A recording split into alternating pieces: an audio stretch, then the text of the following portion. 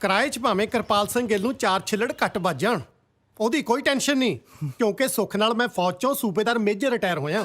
ਪਰ ਇੱਕ ਗੱਲ ਮੈਨੂੰ ਸੱਚ-ਸੱਚ ਦੱਸ ਦਿਓ ਬਈ ਤੁਸੀਂ ਦੋਵੇਂ ਛੜੇ ਹੋ? ਹਾਂਜੀ ਛੜੇ ਹਾਂ ਜੀ। ਕਿਵੇਂ ਸਾਲੇ ਹੁੱਬ ਕੇ ਦੱਸਦੇ ਆ ਜਿਵੇਂ ਛੜਾ ਆਰਮੀ ਦੀ ਹਾਈਐਸਟ ਪੋਸਟ ਹੋਵੇ। ਸੌਰੀ ਜਵਾਨ, ਦੋ ਮਕਾਨ। ਪਰ ਕਿਉਂ ਜੀ, ਮਕਾਨ ਕਿਉਂ ਨਹੀਂ ਮਿਲ ਸਕਦਾ?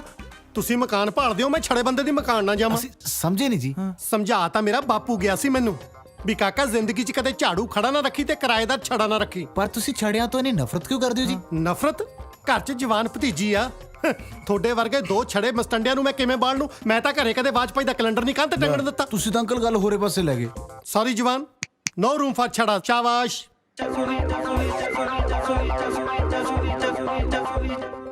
ਤੁਹਾਨੂੰ ਕਿਹਨੇ ਕਿਹਾ ਜੀ ਅਸੀਂ ਛੜਿਆ? ਸਾਡੀਆਂ ਦੋਵਾਂ ਦੀਆਂ ਵੋਟੀਆਂ ਤਾਂ ਵਹੀਆਂ ਹੋਈਆਂ ਜੀ। ਕਮਾਲ ਹੈ, ਛੜਿਆਂ ਦੀਆਂ ਭੈਣਾਂ ਹੁੰਦੀਆਂ ਤਾਂ ਬਥੇਰੀਆਂ ਨਹੀਂ ਸੁਣਿਆ, ਬੋਟੀਆਂ ਵੀ ਹੁੰਦੀਆਂ। ਸਾਲਾ ਅੱਜ ਪਤਾ ਲੱਗਿਆ। ਆ ਕੀ ਗੱਲ, ਪਹਿਲਾਂ ਆਪਣੀਆਂ ਬੋਟੀਆਂ ਵਿਆਹ ਕੇ ਗਾਹਾਂ ਕਿਸੇ ਨੂੰ ਡੋਨੇਟ ਕਰਤੀਆਂ ਸੀ?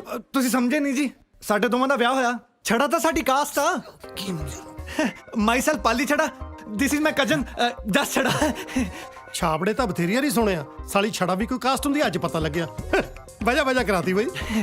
ਪਰ ਐਡੀ ਗੰਦੀ ਕਾਸਟ ਵਾਲੇ ਦੇ ਹੱਥ ਤਾਂ ਕੋਈ ਕੱਟੀ ਦਾ ਸੰਗਲ ਨਹੀਂ ਦਿੰਦਾ। ਤੁਹਾਨੂੰ ਕੁੜੀਆਂ ਕਿਹਨੇ ਦੇਤੀਆਂ?